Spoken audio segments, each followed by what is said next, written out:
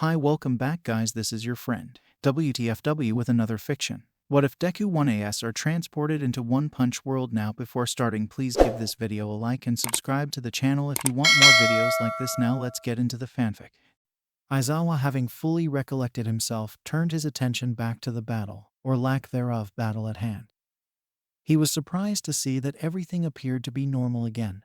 The damage that had been done to the school was gone, and the undoubtedly burning smell that signaled fire close was replaced by the normal breeze. He turned back to his friend and asked, "Did you do all this?" A look of surprise on his face.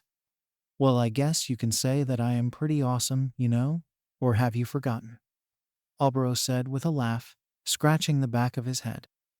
Before Aizawa could inquire further, a sharp screeching came from behind him. Just from the way it sounded, he knew exactly who it was.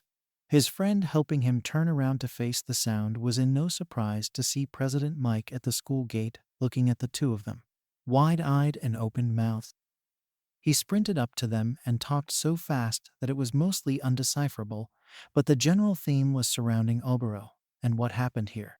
Aizawa raised his hand to stop his friend from talking and asked, "He can explain later. What of the families and the dorm area?" Slowly removing his hand after finishing. "It's crazy. Everything has just been fixed like nothing had happened in the first place. We managed to get most of the families away to safety before many injuries could mount up. The other teachers are doing a head count just in case someone is missing," Yamada replied. "Now what about you? What happened here and how are you back?" he said, looking towards Aizawa and Oboro. Aizawa, going first, said, "A similar situation here to yours, I can only assume. I was blind for most of the encounter, but by the time it wore off, all I could see was this guy and everything being peaceful again. My students should be—" A moment of panic set upon Aizawa's face. He looked around and spotted his broken leg and quickly used his scarf to grab it and reattach it to his leg. Now standing upright on his own, he panned around his surroundings, searching for his students. Yamada asked about what he was looking for, but before he could, another scream came from the left side of the building. The single word was clear as day to anyone: Shoto. The sound of his students sent Aizawa immediately into action, running towards the angry scream. Once he broke the corner, he was relieved and confused to see Shoto Todoroki's body was still fine, although what confused him was that surrounding the boy's body was what appeared to be a circular dark purple field of energy that suspended the boy 2 meters into the air. The boy's father was trying to reach in and pull the boy out, but the bubble reacted and the purple energy shot out and forced him back onto a knee.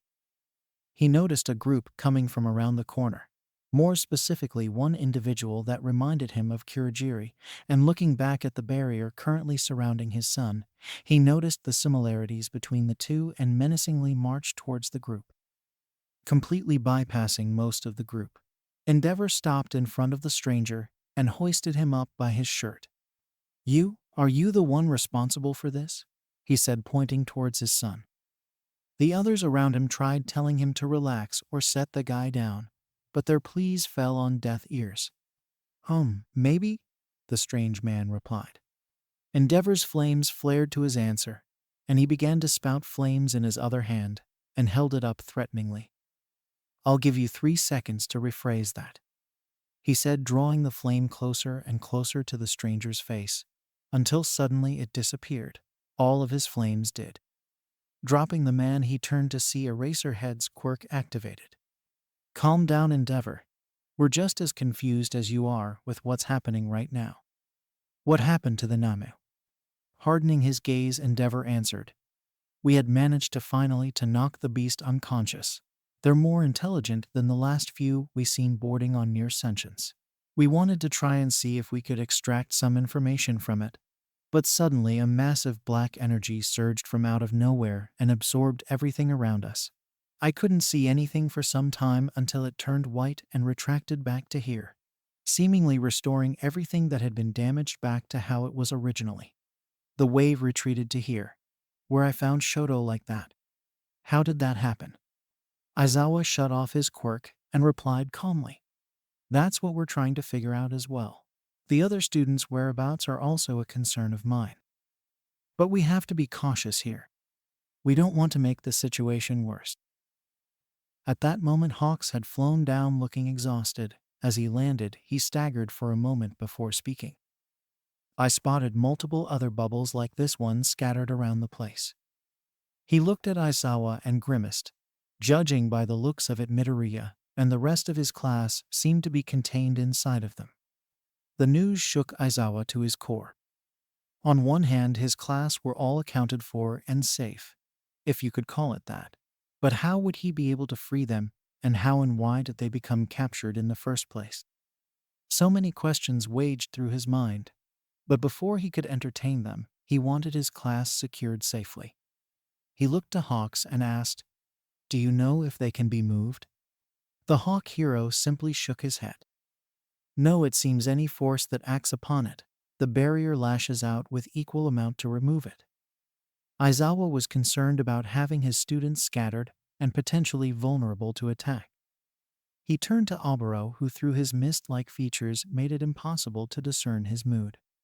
"Do you think that you can move it? What Endeavor described sounds familiar to what happened to you during our visit to Tartarus. Just on a larger scale." Oboro hesitated for a moment before nodding and walking towards the student contained in the field. He reached his hands out, and the mist of his body joined the bubble and synced ever so naturally in place. He shifted his arms, and the bubble moved with him, as if an extension of his own body. "Well, you look at that. I guess I can," Oboro said in excitement. Aizawa simply nodded, and the rest of the day was spent collecting the students and moving them to a secure area. Multiple people were still harmed in the attack, with complete memory of it happening judging from the reports filed by citizens and heroes alike. All for One, on the other hand, and any trace of the Nomus were all but gone, leaving only more questions than answers. They only gained one clue about the events that transpired during the day, and he was less than forthcoming. Aizawa and Yamada were both in an office facing their former friend, asking him questions about what happened. "So, let me get this straight. You can't tell us what the contents of this deal of yours were, nor who made this deal, or something will happen. You do understand how completely ridiculous that sounds, right?" Aizawa said. "I'm living proof. How else could you explain to me how I just magically came to my senses when I was gone for so long as Kurogiri?" Oboro shouted in defiance. "Yeah, but it could have just been convenient timing for the most part. Maybe triggering your thoughts back then lead to a window for you to come through once you saw one of us in danger again." Yamada answered back. "Do you think I'm just holding those kids hostage for a laugh? An elaborate joke? Come on, you guys know me better than that," he said immediately. Aizawa stared at him as he began. "We knew you before, but now you're something else. We don't know if you are who you say you are or a spy for Ofa. There are a number of potential possibilities on what is true or not. But if you cannot speak of this deal, we will make guesses from given data, and you will nod your head if we are correct, and side to side if we're not. Got it?" Nodding in confirmation, Aizawa began. "Let's start with the students. Nowhere else in the city are we getting reports of people contained in bubbles. And given that I and Shinso were also in the epicenter near you, it's safe to assume that it wasn't proximity-based either. So this deal had a selection process." To that, Oboro nodded. Yamada immediately started to write things down in a notebook. "So were the kids specifically targeted? Did you know of the people that would be selected?"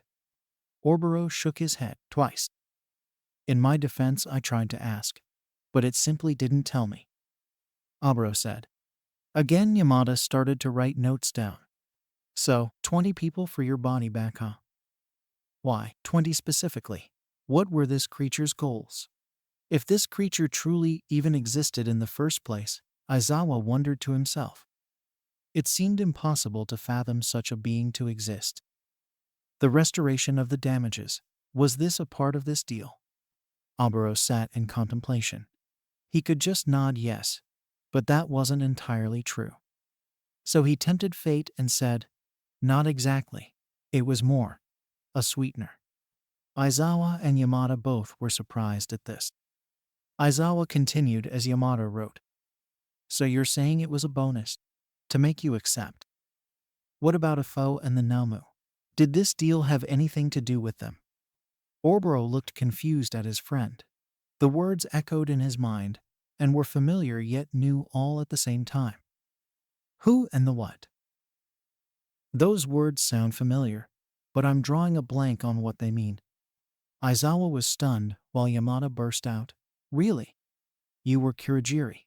You should have the most experience with them. Especially since you brought them there. There goes the hope of using you for information on the villain's whereabouts."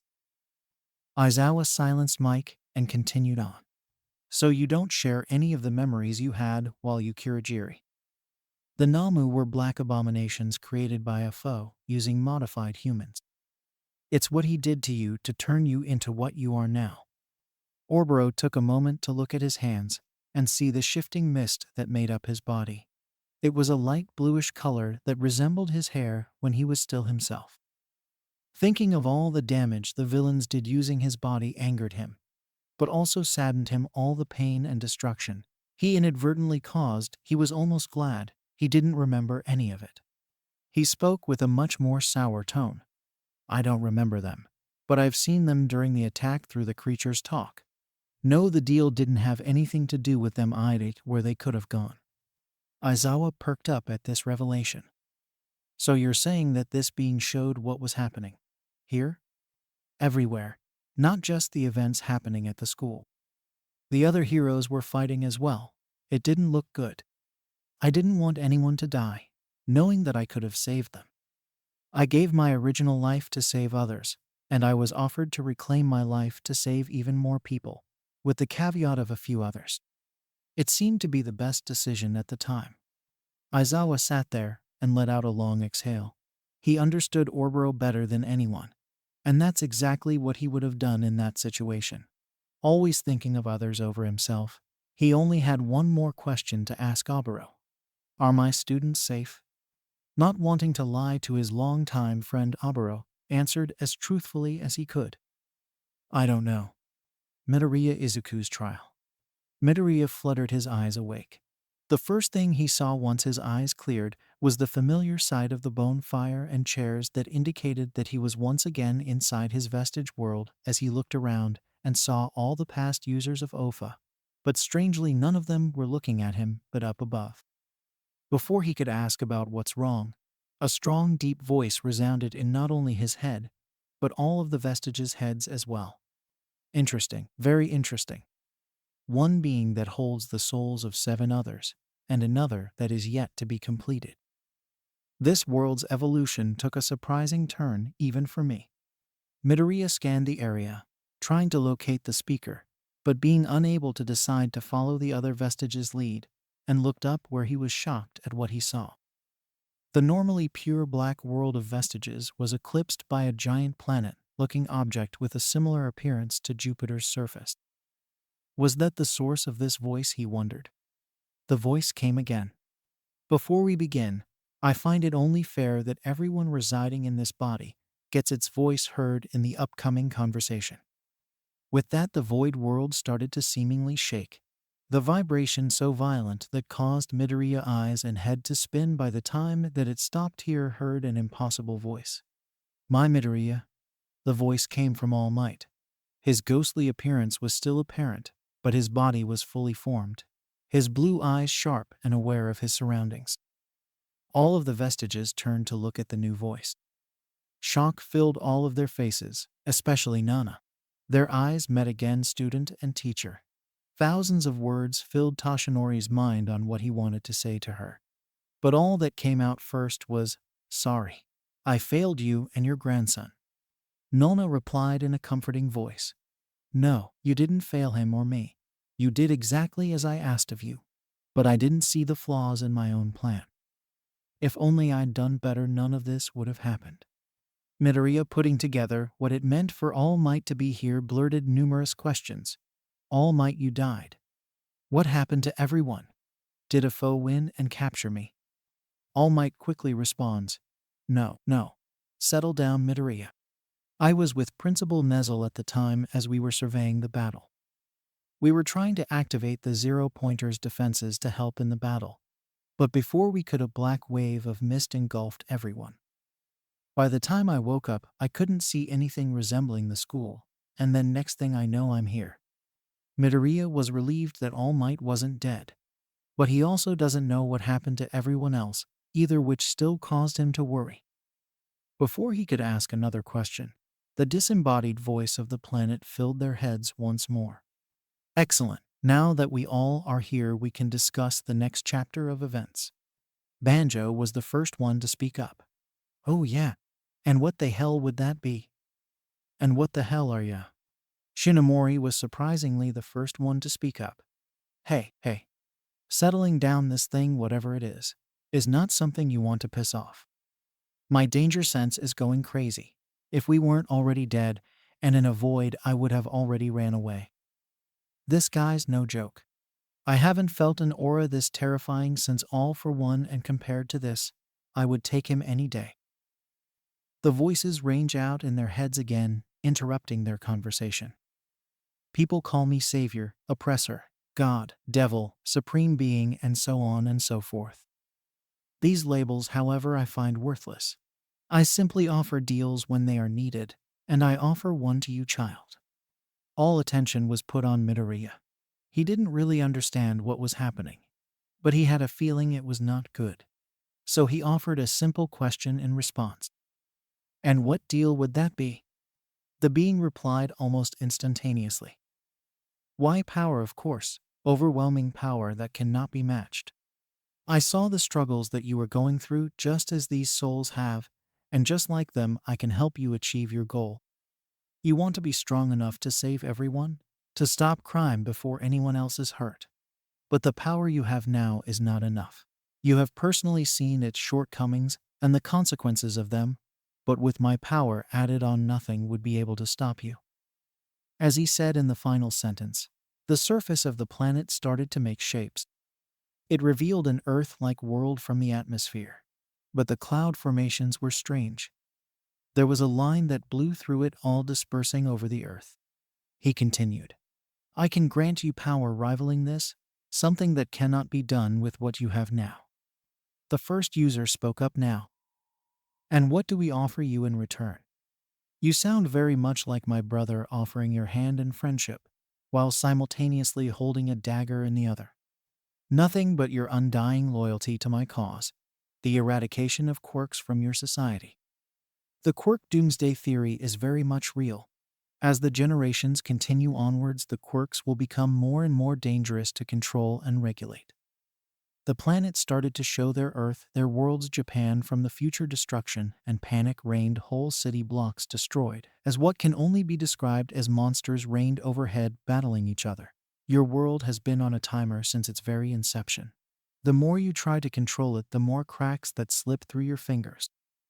The Yakuza you faced before understood this and made the cure to your situation, but due to the slow government, it was too late to be implemented. The view zoomed out and showed the Earth rotating. Once green pastures all turned red or dark black, signaling the decay and chaos in those locations. But with my power, you can save your world from this fate. The chaos brought by these new dangers can be bested by your new power. Think about it. I await your answer. As he said the last few words, the planet-like object display ceased, and it vanished before their very eyes. No one said any words for the next 5 minutes, digesting the information given to them and the possibility of it being true or just an elaborate hoax. N was the next vestige to speak up. So, how many of us actually believe that crackpot of a story? Banjo quickly agreed. Yeah, that story seems incredibly stupid. And even if it were true, what does he expect us to do about it? Completely get rid of everyone's quirk. Does he think they will do that willingly? Nana responded. That's where the idea of giving us more power comes into play. I assume that with said power, we would essentially stronghold everyone into getting their quirks removed or face the consequences. While I disagree entirely with such a method, if what he showed us was the future of our world, it would mean saving many lives later on. The second user chimed in. Or it could just be one for all playing tricks on us to surrender all for one to him willingly through this deal. He said it himself, it sounds like a plan his brother would make. He said, nodding towards the first. While I did say that, the things that were done seemed well out of my brother's current capabilities. If he still cannot control, even Shigaraki, then doing something like this seems well impossible. He even brought Toshinori here without having to kill him. I don't think even he has so much knowledge as to do that. The first replied. They all turned to look at All Might, who was a golden being of fire reminiscent of a man. Given that it was his time to speak, he said, I too disagree. This doesn't seem like All for One's plan. We're dealing with something else entirely. The matter if that future it showed us was true or not doesn't matter. We don't need its power to stop a foe. I believe in Midoriya, he said, looking at the child. Midoriya was in the spotlight. Next he sat there pondering on a great deal many things. Could this gift really be that powerful that Midoriya can save everyone? Is the future shown really how things will end for their world? Could he really stop a foe without this power? Midoriya spoke hesitantly at first. Maybe I should accept the deal. All the vestiges were shocked by this, while All Might's smile dropped into a depressed frown. I don't know if I can truly beat a foe currently. He has so many advantages over me, and combined with his trump cards like Shigaraki, the Namu, and Gigantomachia, there's no telling how this story will go, but with that power from what we saw of it, would allow me to win. I would be able to protect everyone from a foe. And if that future that he showed was real themselves as well. And if the future that he showed was completely fake, the second responded. Well, then people still wouldn't have to live in fear anymore. Heroes could shine again, inspire hope again, be real heroes again. Toshinori spoke up next. Midoriya, the pressure you face right now is one that we all never had to have gone through, and you're right, there are a great many things that a foe has against you. But you are not alone. You and your friends and the other pro heroes still care and still want to fight with you. You can still win if you come together just like you've done before. His ghost started to get up and walk towards Midoriya. Even if that future was true, you can change it, Midoriya. I know you can. Night, I knew you could. Before he died, he told me that he saw your future. You were supposed to die in your fight with Chisaki, but you didn't. You survived and were victorious. You motivated me to keep on trying to do the same and defy fate. We decide our own future. It is not something predetermined. So please, Midoriya, I still have the faith that you can beat the odds and defy fate again. As he said those last words, he hugged Midoriya. Midoriya hugged him back and silently cursed his own lack of confidence. If All Might and his friends still believed in him, then he wouldn't let them down. As the hug between master and apprentice ended, the dark, empty void became full once more with the similar planet, and the voice came back with a twang of anger to it. So your choice is decided. All of the vestiges looked at each other and unanimously said, no deal. It took a few moments for the being to reply and say, I see. How disappointing to hear, however. Suddenly, all around Midoriya, the vestiges started to disappear into the ink-high blackness of the void, one by one disappearing from sight and sound. Only until it was him and the planet. Before you make your final decision, I have to speak to you about your mentor Toshinori. He's in danger. Ochako Uraraka's trial. Uraraka was helping out her parents with a construction project. Lightning metal beams allowing the work to be done with less heavy equipment, saving money in the process. She was happy to be finally able to give back to them all the support that they managed to give her even through all their tough times. She was waiting outside at the moment for a very special person to arrive, and he did. His signature green and mossy hair of her boyfriend Midoriya came from around a corner. During their conversation, they had received a call for help because there was a crime happening in the neighboring area. Upon arrival, the battle immediately took off. The villain had got the upper hand on Midoriya and was preparing to take his life. Uraraka tried to help save him, but all her attacks were useless. She couldn't stop what was about to happen. The villain drew back its arm and decapitated Midoriya. Uraraka was helpless. She sat and cried, cursing her own futility. The world slowly started to fade away into nothing but a dark abyss. A humanoid figure approached the crying child, its voice seemingly reading directly into her mind. You fear your own weakness, the possibility of trying, but never being good enough. The girl opened her eyes and stared at the barely human-looking creature. Taking a moment to step back at its features, it held no face or discernible features. Its skin was all layers of what could only be described as skin criss-crossing its body with veins like growths sticking out at the joints. The creature continued. Your quirk is one that needs help to fully make use of. But what if that help never arrived? Then I can give you power that will make you your own self-reliant, no need for others. As the creature ended his sentence, the darkness around her faded back into the same sinister situation as before. Something was off this time, however. Her body began to move on its own. Her hands dug into the ground, and she lifted upwards, pulling a large column of earth, along with it, almost completely flipping the entire space over. The maneuver allowed Midoriya to get out from under the villain, just in time to escape the colossal amount of earth headed for them. The villain and Midoriya split up, and to her surprise the ground started to following the villain. Her hands started to move again, and released it, causing the rocks to fall down on top of the villain, crushing him under what had to be 1,000 tons of rock. Midoriya was thanking her for the save, and about to kiss her before the world faded again back to darkness, and the strange creature came back. That is only a taste of the power you can have, if you accept my offer. The girl sat there in contemplation. She could really help out her friends with this power. She could be of more help to Midoriya and his struggles. But at what cost? What would you like in return? She asked. The voice was quick in response after hearing his motive. Uraraka was in thought.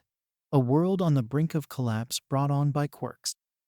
How would she even begin to explain to people of that future? No matter what, people would undoubtedly resist. Quirks being taken away. They're a fundamental part of our society that would completely change everything. She shook her head. She's looking at this all wrong. Does she really need more power? She began to think about all of her past experiences, and she felt proud of herself, even with a quirk that was non-conventional. She still managed to help people. She wasn't aiming to be the most top-rated hero. She just wanted to help her family, and now she just wanted to help people and other heroes. To bring joy and hope to people who have none. And to help the heroes who need it whichever way she can. She looked at the creature and said, I refuse. Quirks may have their problems in the future, but with my friends and the other heroes, I'm sure we can make it through anything. The creature said nothing and faded away, leaving her back in the world. But when she opened her eyes this time, she puked at the sight. Not only had Midoriya been decapitated, but the rest of her friends laid there dead by the very same villain. It looked at her, laughed, and fled off in a very familiar direction. She chased after the monster, but was too slow to catch it. She saw it fly right to where she had anticipated it to go. A certain construction yard. 1A's trial. Speeding along the streets of the city, Ida was in hot pursuit of a villain, using his speed to lead him into a trap set up by his brother's group Team Idaten. The trap worked like intended, and the villain was captured without fail. He was congratulated by the group before realizing the absence of his brother. He questioned where his brother was. They informed him that another call had gone out for a hero nearby, and he jetted off towards the case. Tenya, wanting to go support his brother, dashed off as well towards his last known location. He hoped his brother was okay. It was a miracle that Eri was able to heal him back to the point where he could be a hero again. He was ecstatic when he was told of Mirio's recovery. He finally made it to his brother's last known destination, and from the area could already see the signs of a battle commencing, broken street signs, and the road was dotted with craters and claw marks. He followed the trail of destructions towards an alleyway, where his brother and the villain were fighting. The momentary distraction of Ida's untimely arrival was all the villain needed to catch his brother off guard. Using its clawed hands, it sliced completely through his brother's arm, all the way up to his forearm. As the appendage fell lifelessly to the floor, a guttural screech left Tensei's lips as the pain registered in his mind. He collapsed to his knees as the blood started to spurt out from the wound. Tenya was in shock from what he just witnessed, but that quickly turned to anger at the villain. He charged forward and attempted to kick the villain away from his brother. The villain dodged out of the way, causing Ida to sail past the villain. He turned around ready to strike again, but halted in his tracks when the villain had grabbed his brother and used him as a shield, holding him up by the throat. Tenya was unsure of what to do and cursed his own lack of judgment in the moment. He should have focused on rescuing his brother instead of attacking, and that mistake cost him. The villain began to slice off Tensei mufflers on his still attached arm, but before could do any more, Tenya bursted through the alley using his recipe burst turbo, snatching his brother away and fleeing from the scene. He carried his brothers in his hands, half of one arm missing, and his quirk basically gone in the other. The entire time he was traveling, he was praying, hoping for his brother to survive. He noticed his team and signaled for them to stop and help administer aid to his brother. He was in critical condition, but he was barely holding on. But no matter if he did survive, his career of being a hero is gone again, and Eri is swamped with people needing her help, no matter the time it will take for her to accumulate such energy. And it was all his fault. As he sat in contemplation, the world around him started to turn black as a humanoid figure approached him and said, "You wish to help people, but you're not fast enough to save everyone or prevent them from harm. I can give you speed so that no one can touch you. Speed to always be there. And most importantly, healing, the power to heal any injury if you accept my offer." He showed Ida the body of his brother in the car rushing towards a hospital, and the beeping of the heartbeat monitor steadily fluctuating as his brother's condition worsens. The being reached inside and touched his brother, his condition instantly stabilizing, not just that, his arm completely regenerated, and his muffler on his other hand being repaired as well. Tenya was astonished. He looked at the being and asked, "What deal are you suggesting?" After being told of what he had to do to receive this power, Ida wanted no part of it. He remembered what his brother said about being a hero, and how he wants to live up to his name. No, a hero should be someone that keeps the civil peace of today and maintains order. What you propose as the future, even if true, shouldn't reflect on the people of today and now. I will not be a part of robbing people of their quirks for the protection of the future. The creature said nothing, but he retracted his hand from Tensei's body as his body began to convulse, and the regenerated tissue began to blacken and disappear. The heartbeat monitor began to fluctuate wildly again, and the black abyss that surrounded Ida began to disappear. But as it did, he heard the creature's voice one more time. "If you hope for your brother to be healed by the girl, I would crush it now. She will not have that power by the time you see her again." As the world came back into view, and he watched the vehicle carrying his brother speed away, suddenly spikes were thrown from a nearby building, spiraling it out of control and into a building. Spotting the villain from before on one of the building tops, he began to run towards the car as the villain threw even more spikes into the overturned vehicle. Tsuyu Asui's trial. Vayu was setting sail with the Orky Mariner's crew again, enjoying the breeze and the view as the waves went by on the ocean. The ship had been fully cleaned, and their training regime was done for the day, so she had a moment to herself to relax and enjoy herself. When suddenly Sirius ran up to her, commenting that the captain is requesting them to the bridge. After arriving, the captain Selkie began to debrief his crew on the situation. Apparently, a group of weather-controlling villains had started making a fuss near one of the beaches and fled into the water before the heroes could arrive, and the Coast Guard was asking for their support in capturing them. Once finishing his debrief, the captain did his cute pose and dismissed the group to disembark towards the villain's last known location. Once they got to the area, what they saw was immediate evidence of a previous battle. Wrecked boats and ship parts were scattered in the ocean near a rock formation a couple kilometers south of the coast. There was some Coast Guards scattered in the wreckage, and the heroes immediately got to work on rescuing them from the water before they could drown. As Froppy was searching the water for other potential survivors, finding none, she began to rise back up to the surface. She noticed that the water was getting colder and colder. She started to move away from the area into warmer waters near to the ship. Raising her head above the surface, she saw a battle was taking place. 3 individuals had emerged from around the rock formation, launching an attack on the sailors, helping the Coast Guard from the ocean. One of them was able to freeze the surface of the water, trapping many within the near-freezing water. The captain was quick to come to the rescue of his crewmates, but he was blasted back by a beam of electrified water.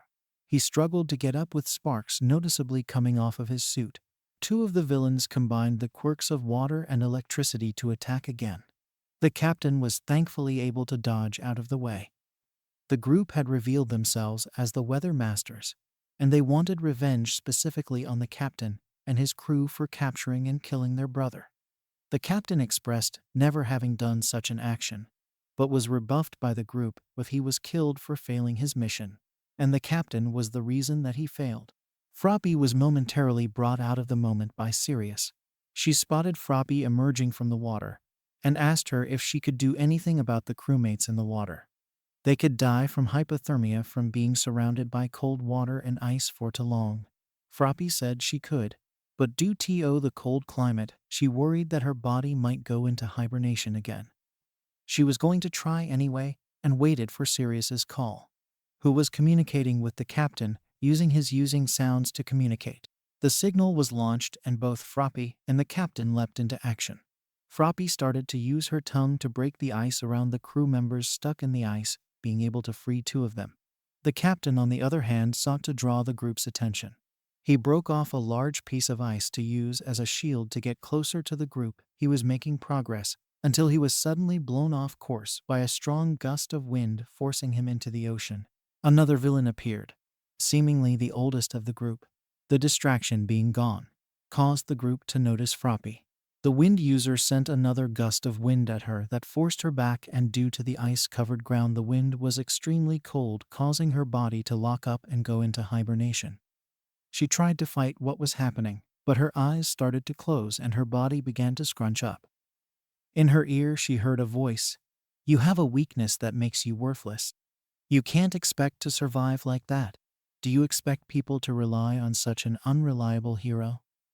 As her eyes fully closed, she saw that she could only assume what was speaking to her. "Who are you?" "And I'm not worthless, Ribbit," she said with conviction, although she had some doubt. "Who I am matters not. But what I have to offer is what should intrigue you. I can rid you of your weakness and offer you greater power to save and help others." The creature raised his massive hand and tapped Asui's forehead.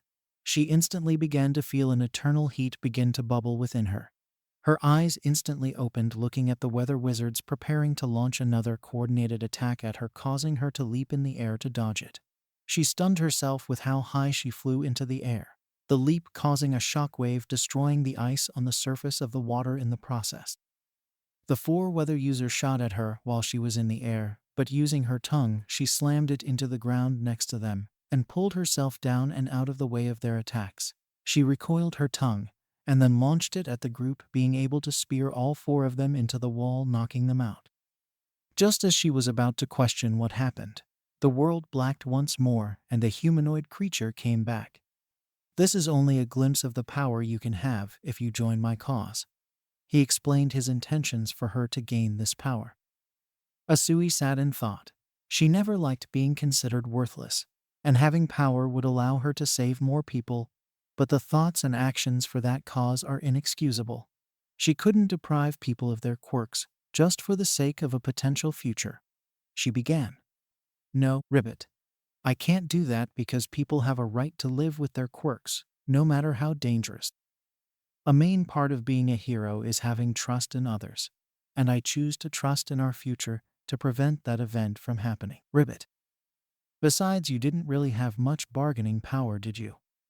My weakness can be overcome with others like my friend's Ribbit."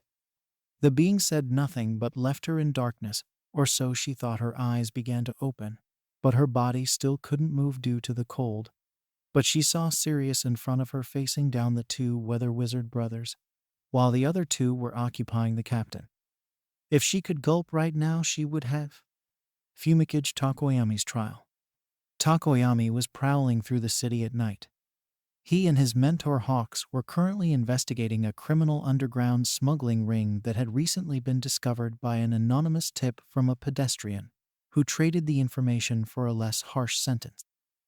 The Safety Commission's board had tasked Hawks with confirming the information, and if possible capturing its leader for interrogation. Takayami and Hawks stood perched on opposite rooftops overlooking a street corner that held a shady-looking alleyway that led out to around the building towards the other street. The duo noticed many suspicious individuals entering the alley, but not exiting out the other side. The view was blocked on both sides of the alley, forcing them to reposition on top to peek down within the alley, but leaving them exposed to be seen by the oncoming members and tip them off. Takoyami suggested using dark shadow to blend in with the shadows of the alley, so they can get an eyes-on approach of where these people are being transported. Hawks agreed, and the plan was set into motion to great success. The dark shadow had reported back that the individuals are being taken underground somewhere. Upon hearing this news, Hawks planted one of his feathers on one of the individuals going down the alley. Using his feather, he was able to figure out the opening to the hideout. Calling the police to cage off the area, Hawks instructed Takoyami to burst down the door, and from there the battle commenced. The surprise attack was going smoothly for the side of the heroes, eventually breaking out into the streets of the city. There were 20 members in total, but only a handful of them had any combat training in their quirks.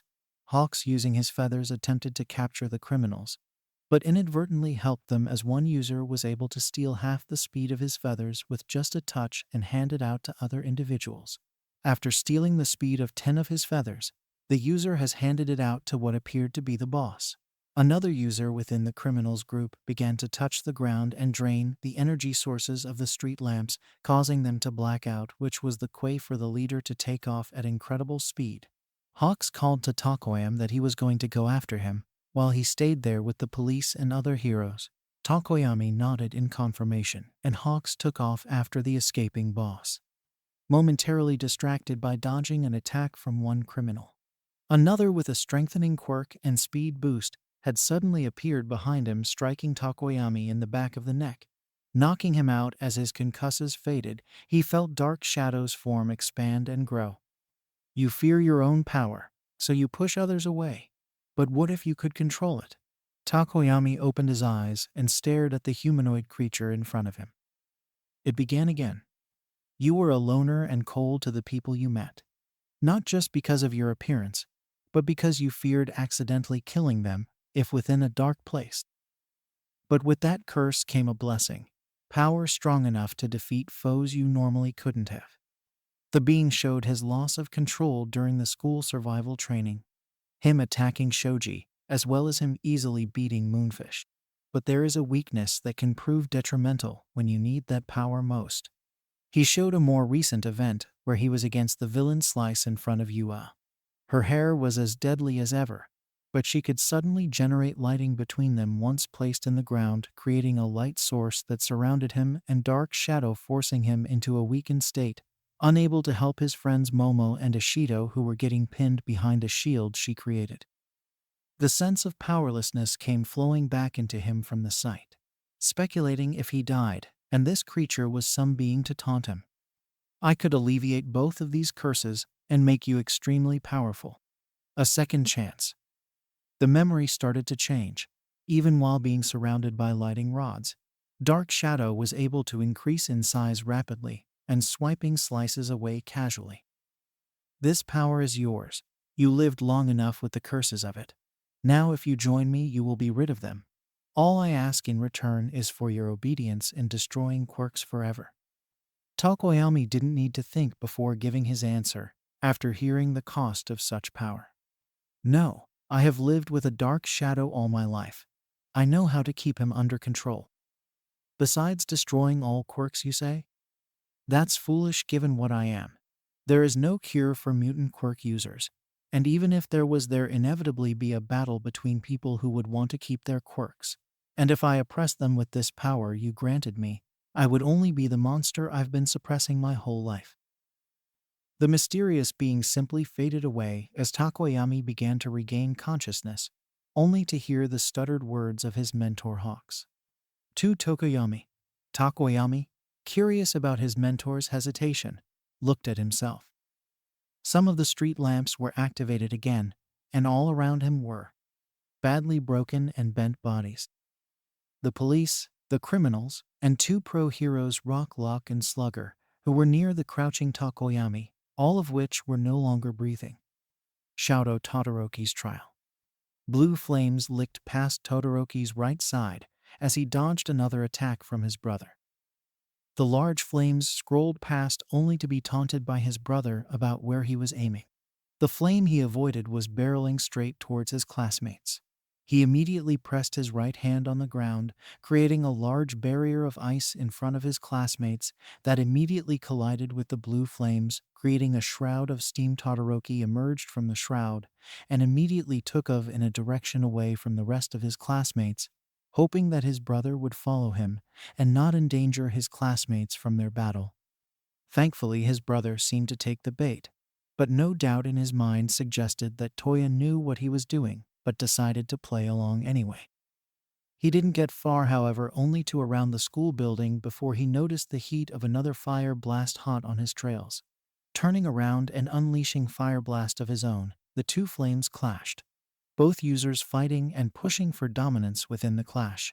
Todoroki felt himself begin to be overwhelmed and had to dodge out of the way to avoid being burned, only being partially hit by on his left side. Man, oh man, are you lame? I would have thought all those lessons with Pops when you were younger would have paid off. But you suck with your flames. Your heart's not in it. Like this. Toya shot forth an even larger burst of flames that Todoroki countered with his ice. The flames shattered the ice almost completely, forcing Todoroki back onto a knee. Toya, you don't have to do this. I understand the pain that you're going through. I too have suffered from the hands of that man. But if you came back, we could have gotten through it together with me, you, Fayumi, and Natsuo. That man doesn't have to be the focal point of your life. It's yours to live, but the way you are now is nothing but slave to your anger. A slave to the man you hate so much. You can take back your life right now, just Sora. Todoroki was interrupted by Toya laughing. He looked almost insane. Listen to yourself. Do you honestly believe that I could have come back and be together with everyone? Let alone you. He let out another fit of laughter. I guess they never told you what happened between you and I, huh? You were separated from us when you were younger and want to know the real reason why. Truth is, even when you were just a baby, I've always wanted to kill you. I almost did, in fact. When I was younger, good times. He said with a face like remembering a fond memory.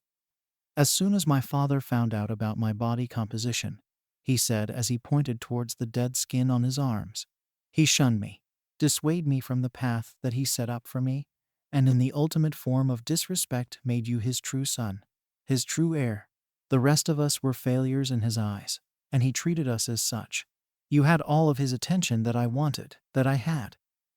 You are his one true son, and I will show him how much this failure is better than you right here and now.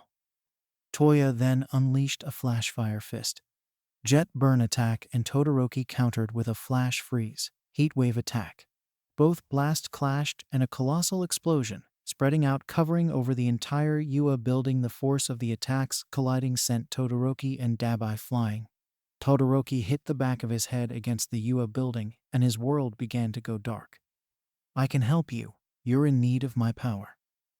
Todoroki woke up to a dark, seemingly dark, empty void. Well, mainly empty. The center held a large creature, in the fetal position, that spoke with a soft voice that betrayed its size. Who are you, and where am I? Todoroki immediately spoke. The soft voice returned. What I am doesn't matter, but what I have to offer you, power. You do not have what it takes to subdue your brother. He is stronger than you. But you fear for your life. I can offer you the power to do such. How can I trust you? What do you have to gain for giving me such power? The reply was almost immediate. What do you have to lose? Your brother will kill you if you don't take it. The only thing I want in return is your loyalty to my cause of extinguishing quirks. Think of your life. Do you believe that you are the only one to experience such pain from quark marriages? Multiple portals appeared that showed people what Todoroki presumed to be from all over the world. Kids and their parents echoed of happiness to the public, only countered by the dark secrets behind closed doors. Some showed the kids rebelling against their parents, even an instance of one child killing both of them and running away. Other instances of forced procreation to finally get the child one of the parents wanted. So many awful things are happening. Quirks have discriminated and harmed so many, and they will continue to worsen until no one can stop them.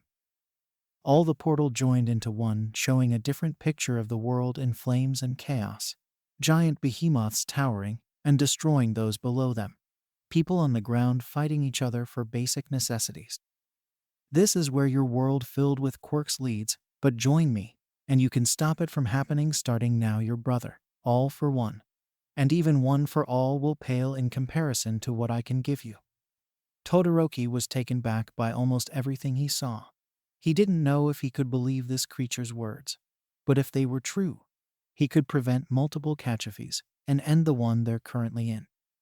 He thought of his brother's words and how his family life had crumbled apart from its very conception. If he was born earlier, or if his brothers had the desired traits that father wanted, his family wouldn't exist as today. His father and the system was the root cause of those problems, however, not quirks themselves, and he understands his faults and is trying to atone. Todoroki began to speak. No, there is no way for you to confirm that future is truly real, and even if it were, there are things we can do to change it. As for my brother, I have already agreed that not only me, but our family will handle him together. I have no need of your power. As he said those words, his vision started to return to him. He felt a warm breeze wash over him as looked up, and was shocked to see his sister hovering over him as an ice wall maintained by his brother and mother was shielding him from Toya's next attack.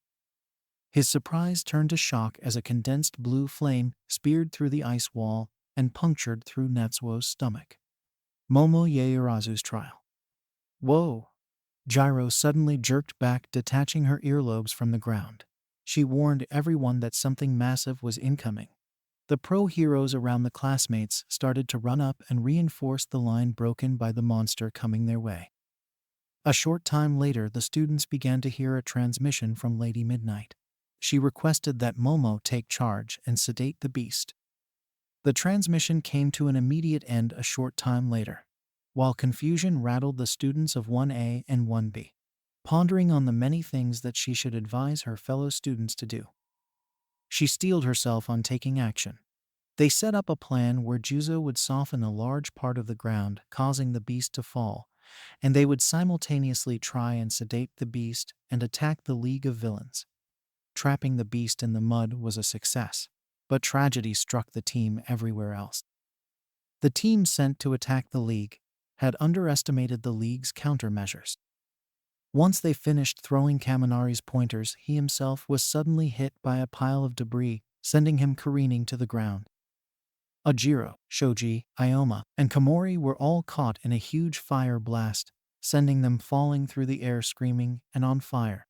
Shiozaki plants around the behemoth's neck were sliced off by Spinner, allowing it to stand once more, and Gyro was missing an earlobe from a thrown knife by Toga. The students quickly set out to help their wounded classmates and cool them off. The secondary explosions combined with Mount Lady was able to knock the creature off its feet once more, but everyone was preoccupied with helping the wounded to take advantage. She attempted to charge the beast herself, not allowing Mount Lady's struggles to be in vain, but the beast blew a mighty breath that flung her back and impaled her on a broken tree stump. The beast with newfound power completely decimated Mount Lady and the surrounding heroes, Lucky being spared only to see the monster run off and cause more havoc. She watched in utter hopelessness as her plan had not only failed, but got a lot of her friends injured. The stress, frustration, and pain she was going through was too much as she began to black out. You fear the weight of being a leader. You lack confidence in yourself and your quirk. Momo was floating in a sea of stars. Nothing appeared to be visible, but that of a single planet that seemed to resonate with her. I can give you power. Power that would build your confidence and replace what was lost to you. The planet's surface began to show a view of Lady Midnight's final moments. How she desperately fought the villains approaching her. But there were too many. She was beaten and bruised. Eve gave up her spirit, even until the end. The power I give would make death meaningless to you. You could create life. The planet then showed her failed plan again. But this time, it was different. She watched as a person looking exactly like her seemingly created two heroes, All Might and Endeavor. These two clones also had their abilities. The behemoth was stopped in its tracks by All Might, and the League was suppressed by the flames of Endeavor. She couldn't believe her eyes at the spectacle. Could she really have a power like that? The planet darkened once more and spoke. You can have this power, if you join my cause, the destruction of all quirks. They will become a plague upon your society, leading you all to extinction within generations. All of this information was so much to take in. She thought about everything she saw, and had a mysterious sense of déjà vu that she couldn't place. She thought of that scene of Midnight and her final words, I trust your judgment. That battle with that monster Gigantomachia she remembers. She did manage to sedate him, and because of that, like Beast Genist said, the heroes managed to win. This creature was playing with her, trying to play with her memories to tempt her. She would not let it get its way. I refuse. I know the truth, and I accept what happened on that day, and I still believe I made the right choice. The creature spoke in a more surprised tone and said, Oh, so you figured out the illusions. You are smarter than the rest, I'll give you that much. What do you mean the rest? What have you done to my friends? She said in reply. Nothing that should concern you now. However, let's see how far past your choice you really are. The creature said. The stars began to fade away, and she was suddenly within a forest. She heard a familiar voice that had haunted her close by. Once she turned towards it. She saw Midnight's last stand. So close, like it was real. As she saw her getting beaten, she tried intervening, but all of her attacks just faded through the attackers like she wasn't even there. All she could do was watch as her mentor was beaten to death, and something even more vile. Gyro Hata's trial. Gyro was going from one bad situation to another. One scenario would have her be on stage and be completely embarrassed in front of everyone in the school when she couldn't speak or sing the whole song, and dance recital was ruined, and Class 1B mock and humiliated them for the entire rest of the festival. Her classmates would give her consolidating words, but she knew deep down that she messed up, and everyone thought so. It was her idea in the first place to sing, but when she got in front of the crowd, she choked. The only saving grace was that the festival was closed early due to a lame villain crashing the party and causing mayhem. Midoriya was also nowhere to be seen during the events, and he was supposed to get the supplies for the event. Not that it mattered now. As the scene played its course, another familiar scene played out, with this humanoid reappearing in front of her, asking if she was ready to accept his deal. Her answer, as before, was no. She couldn't force billions of people to sacrifice their quirks just to avoid one of dozens potential futures. She didn't believe that the future was set in stone, so even if what the being showed was the truth, there's no way that it couldn't have been avoided if we did things differently. Just like before when she said no, a different scenario played before her. This time she was back in the rear guard with her other classmates besides one who was towards the front. She was worried about the idiot, but was ultimately cheering him on from behind. The battle commenced as Mr. Cementos brought the wall down. The next things the heroes knew was a giant wall of ice came spearing forth, and Kaminari, being in the epicenter of the attack, was undoubtedly hit directly. Gyro screamed and ran forward, hoping that the worst was avoided, that maybe the pro heroes could have reacted in time, or he would have dodged out of the way on his. But nothing. No words left her mouth, as she could already see the impaled body at the tip of the mountain of ice, his unique yellow hair making his body stick out like a sore thumb. He was dead, just hanging lifeless. No words could describe the thoughts running through her head at the sight. She just turned back as the pro heroes surged forward, crying, but before she reached her classmates in the rear guard again, the world went dark, and that same being came back. Your feelings won't be enough to save him. You need power. Just think of how powerless you are without your gadgets. What can you do by yourself? the being said. I don't need your stupid power as long as it comes with that dumb plan of yours. I don't even know why you insist on putting that person in trouble in the first place. He doesn't mean anything to me more than any of my other classmates. Gyro replied, You may lie to yourself, but you can't lie to me. While you may not have any traditional alignment or weakness, your feeling will make up for that. The being said, Whatever, just leave me alone already. My answer is not changing. Gyro said finally. The black abyss started to wink away, and everything appeared to be normal again. She was back at the school dorms, and there was a knock on her door. It was Kaimanari. He had asked her if she wanted to go out after a moment of being flustered by the implication. He clarified that some of the class were going out to eat and wanted to see if she would join them. After calming down, she agreed and followed him out. But noticing that no one was around, she asked where everyone was. He replied with a dead serious look and said that he was a traitor. He was the one that leaked the summer camp destination to the League.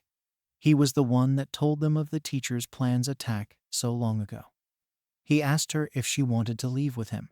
She was speechless, wondering if this was another elaborate joke of his, but his eyes didn't show even a trace of that goofy, carefree grin or attitude. Suddenly behind her, the rest of the class burst through the door and said similar things he just told her before she could react. However, he held her hostage, lighting in one hand, forming that of a kunai as he used her as a shield.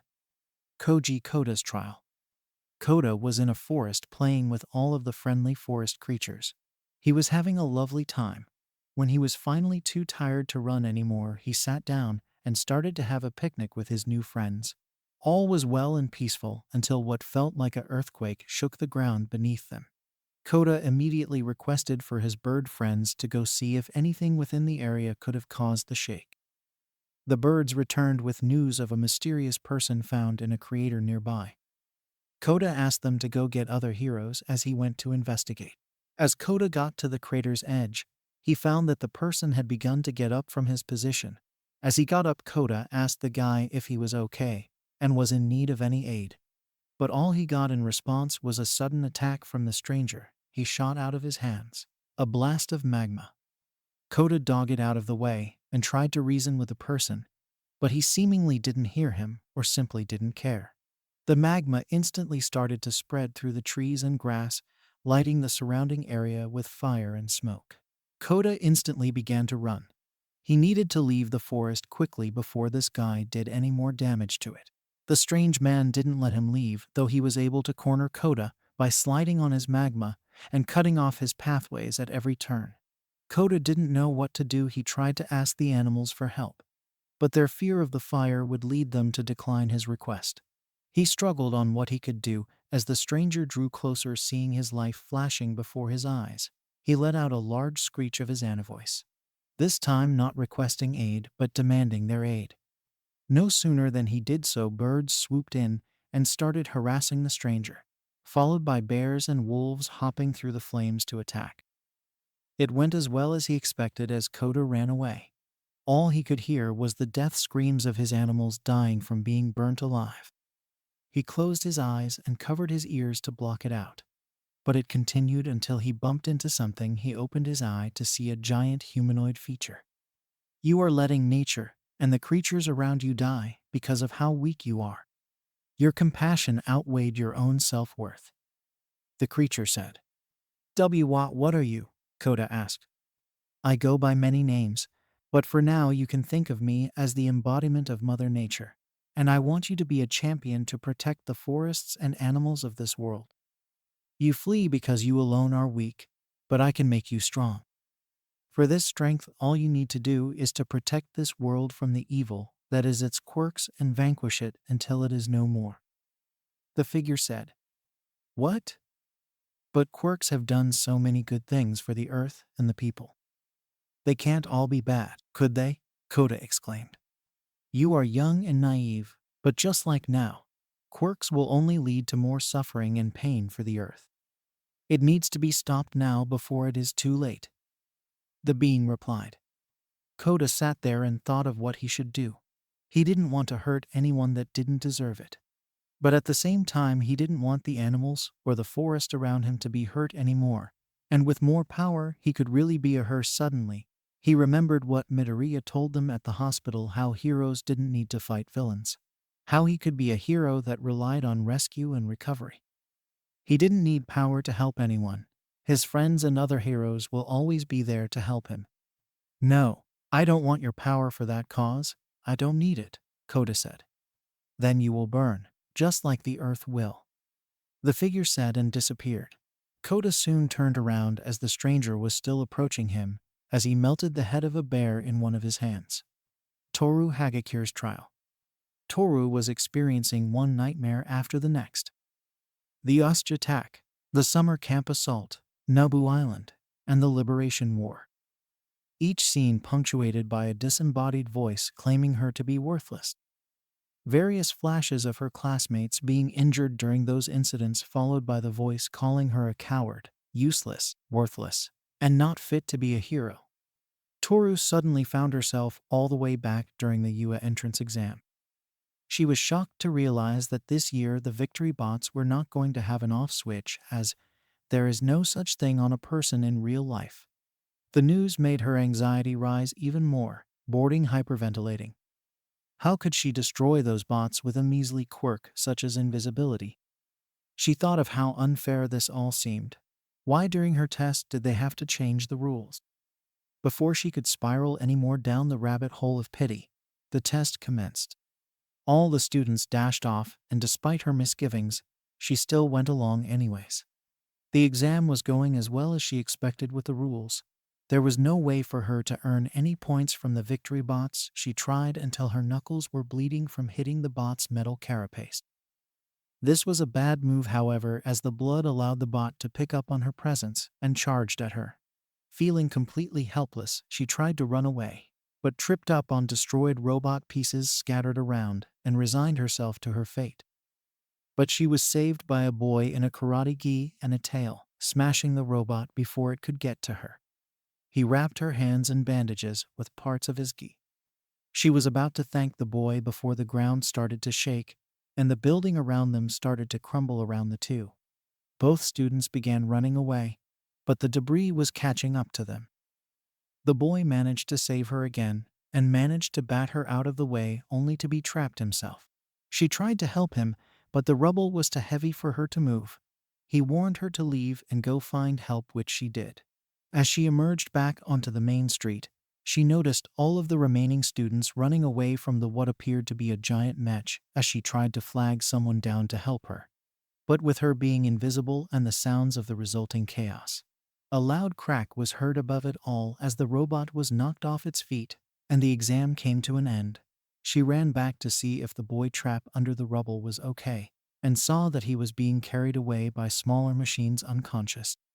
She felt useless at that moment and wasn't surprised when the letter came in the mail saying she failed the test. Once hearing the news, all she could do was lock herself in her room and cry. You were born with a weak quirk, and you lack skill. You're not worthy of being a hero. Who could you possibly protect but yourself? A voice in her head said, That's not true. I can be a hero. I can save people. She replied, Yet your actions say otherwise. Every time your friends are in danger, what did you do? Nothing but hide and give encouraging words. You're a coward. But I can save you. I can make you a true hero. Power is what you lack, and I can provide. With my power and your quirk, you could be invincible, a true asset of justice. She saw images of her being able to shoot out light from her hands, ride light waves, and stop light in its tracks. In return for this power, all I need is for you to get rid of quirks entirely. They are a plague upon your society, and it will inevitably destroy you all. The benign finished its monologue. Toru sat in thought about the offer and her life so far with Class 1A. She couldn't deny what the creature said on some points. She really wasn't helping her class when it really mattered. But it wasn't because she was a coward. Was it? She just lacked ability and didn't want to be in the way. She remembered her talk with Midoriya and said she didn't need to be on the front lines fighting. She could go undercover and prevent people from being in danger in the first place just like Hawks did against the Liberation Armory.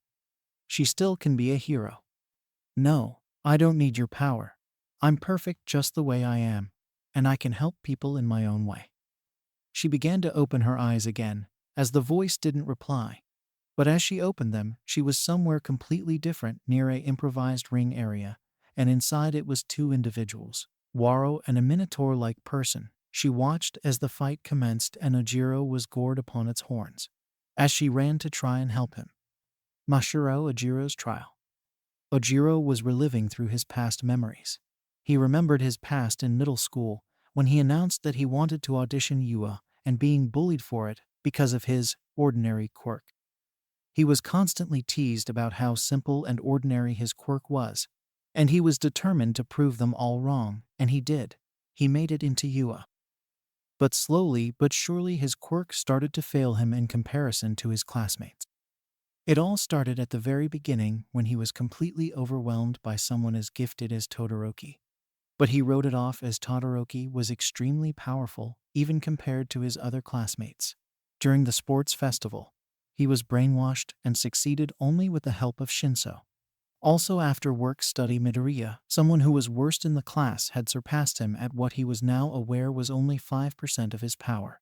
He also didn't help his friends when they went to rescue Bakugo. And the ultimate insult was his failure in the joint training battles with Class 1B.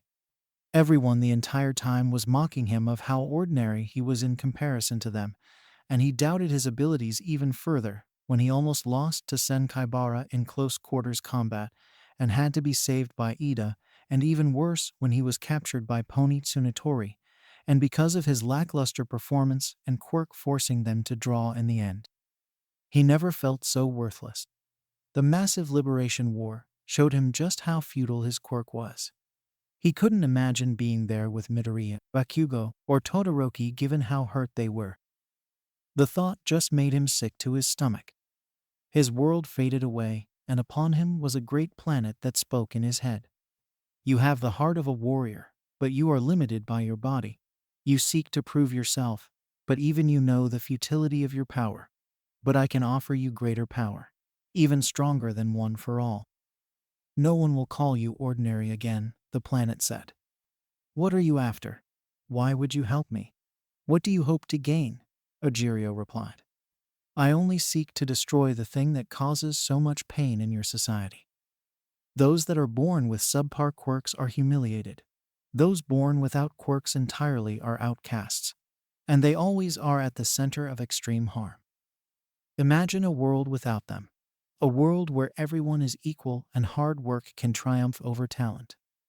The being said. Ojiro sat in thought upon this creature's proposition. He could gain power at the cost of everyone else losing theirs. The creature raised so interesting points as well. The problems quirks caused for the society, but there are also the good things such as advancements in medical fields, almost infinite amount of energy, and advancements in technology. He couldn't deprive everyone of their abilities just because he feels inadequate, and it would solidify people's doubt of him all along. And he still had his pride as a martial artist. He would progress his own way with his own power. No, I don't need any handouts, especially for a price such as that. I will be a hero by my own power, just like I set out to do. I will show everyone that you can rise above people's expectations of you. Ojiro exclaimed. As he finished his statement, the world came back into view. He was in a dark alley at night. A sudden movement caught his attention from above. But before he could react to it, a searing pain from behind ripped through his body. He turned to see the hero killer Stain approaching him, holding a segment of his tail in his hands. Yuga Aoyama's trial. Aoyama was experiencing the worst time of his life. Everywhere he went, people just ignored him, or seemed like they didn't even notice he was there. No matter how much he tried to sparkle and shine, no matter how in their face he got, it would be no reaction like he was Toru Quirk, but even more extreme. It was so lonely, he was all alone just like he was before in his childhood. His parents would often be away working, not having time to play with him, or be there for his important moments, such as graduating middle school, or even getting into UA. His childhood friends had moved away and was never to be heard from again. People would often ignore him at the parties he was invited to, and he lacked the charisma to attract any girls. His life was a sad, lonely life that no one would look at that he hoped to change once going into UA. But it was happening again. No one would recognize him. Did they really care in the first place? How could they betray him like this? Was all the time together an elaborate joke? Maybe pity, and these were their true colors. He returned home one day to a note being left at his doorstep. His parents were killed in a crazy earthquake while in the States. The combinations of all the events that transpired that day got to him. He crumpled the paper in his hands as he fell to the floor in tears.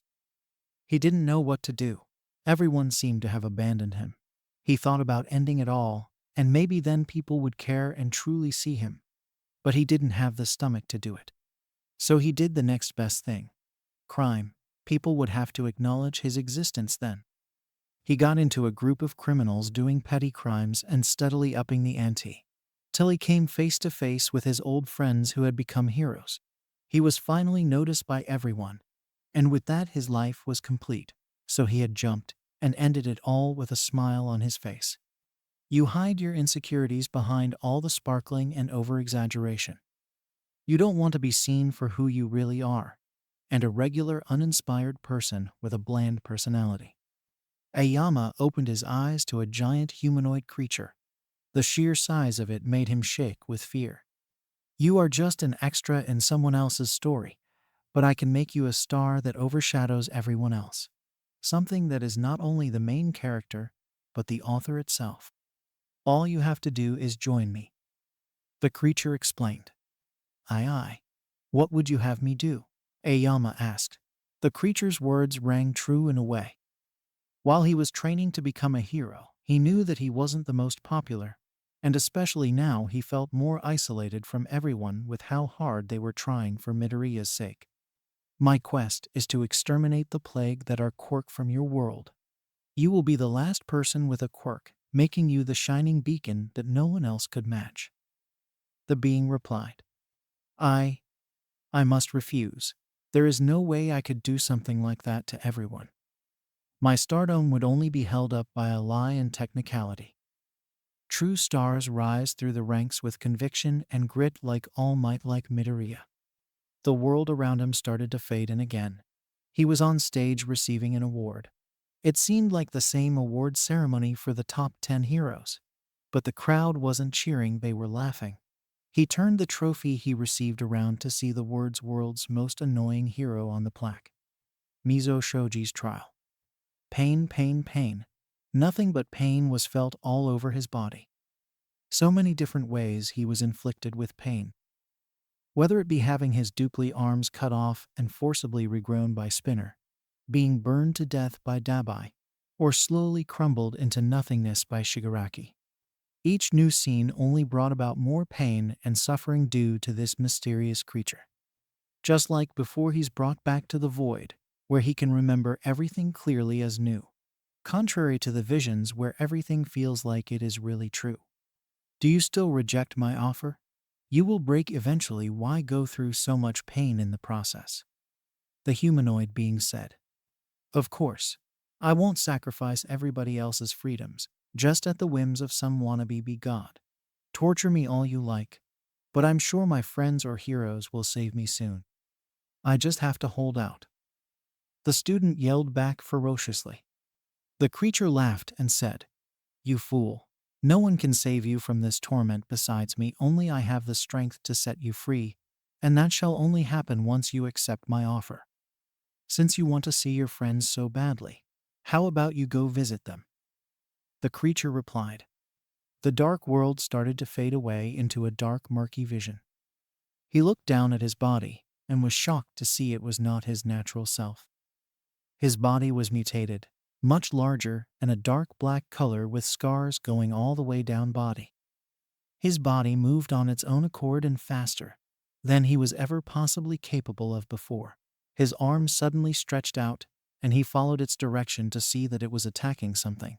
He was shocked to realize that it was Tsu.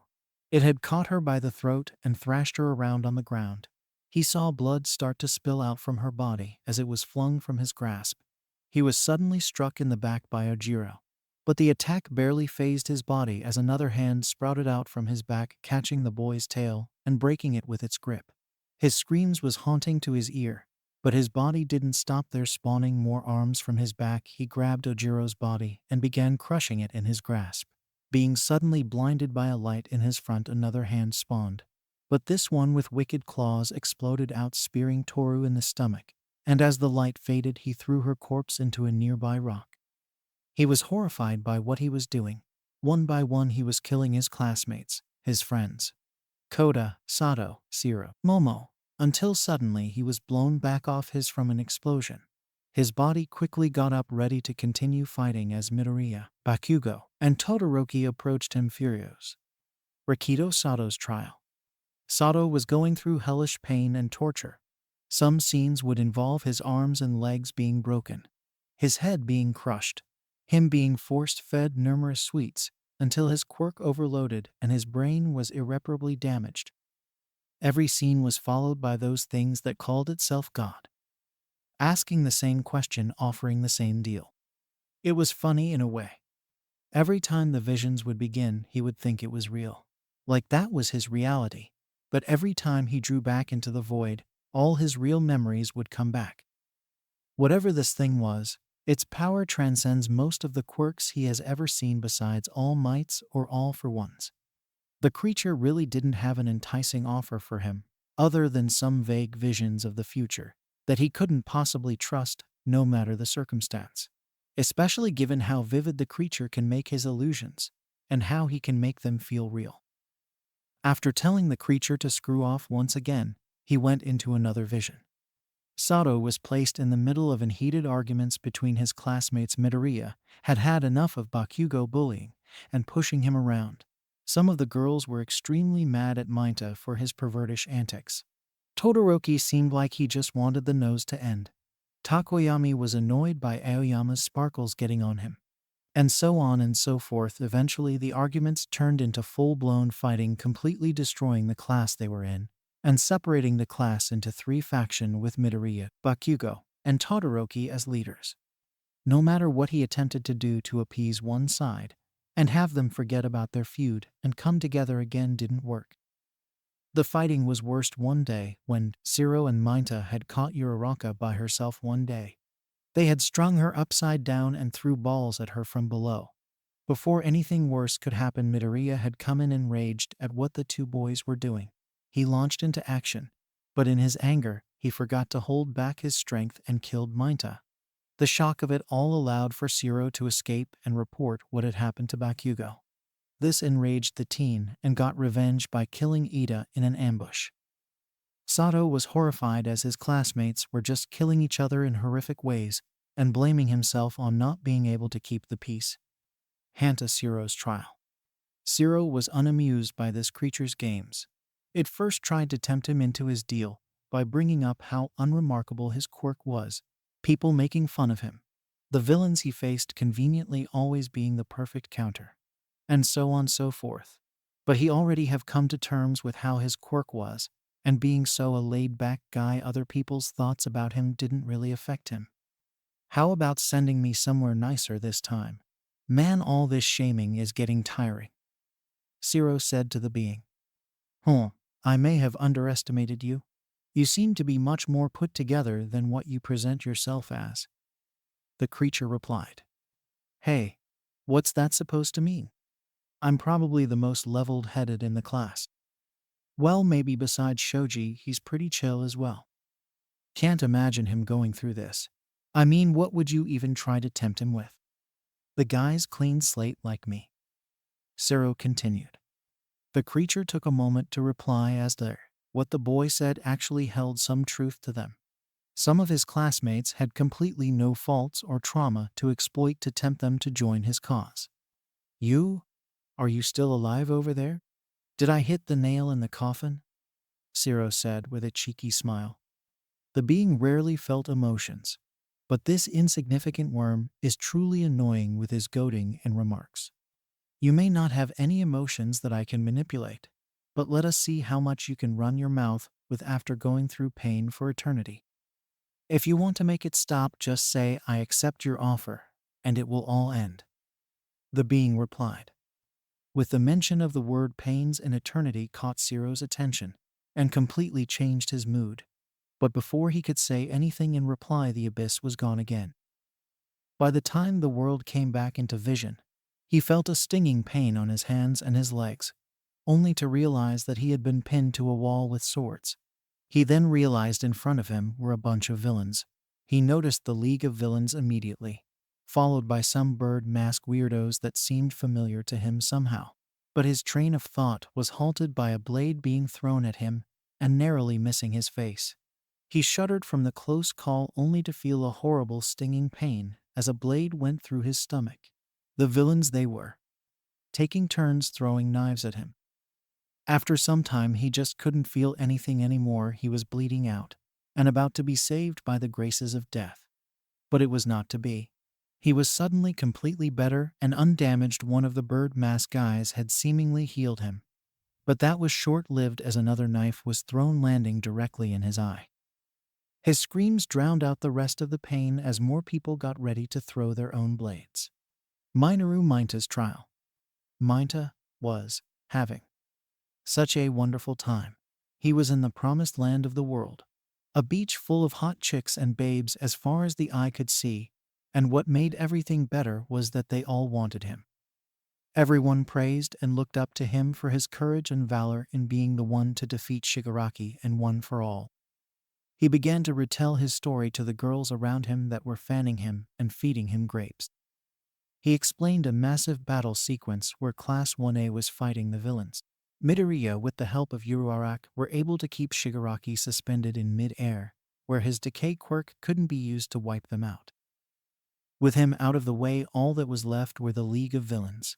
He was able to trap Toga with his balls, making her extremely vulnerable and easily captured.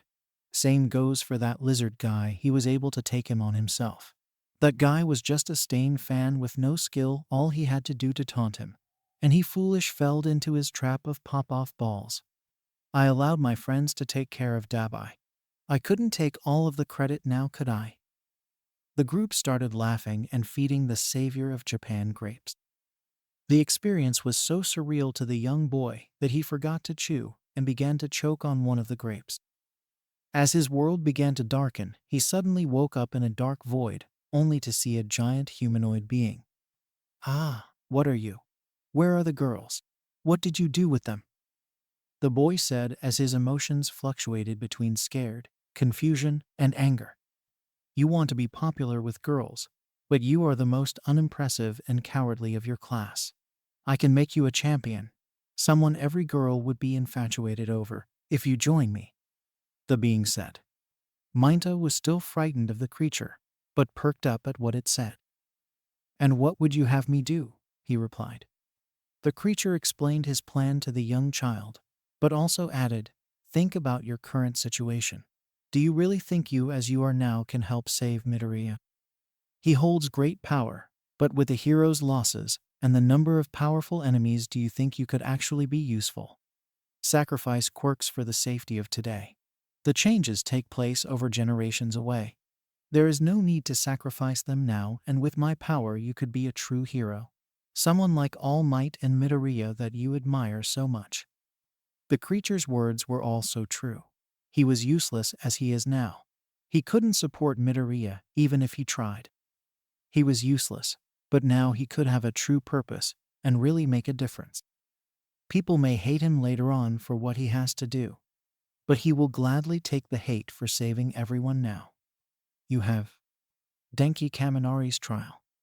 Kaminari was waiting in the center of the assault formation of the attack on the Liberation. His thoughts were all jumbled as he got his courage to continue on. Some complimentary words from his fellow hero relieved him, but only just. Somehow the heroes immediately knew of the villain's opening counter-attacker would be an electric user. But their information was right and his attack was immense. But he still tried to absorb it.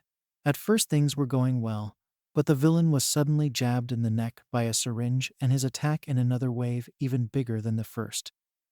All that electricity he was absorbing was tempting to overload his systems, and he had a decision to make.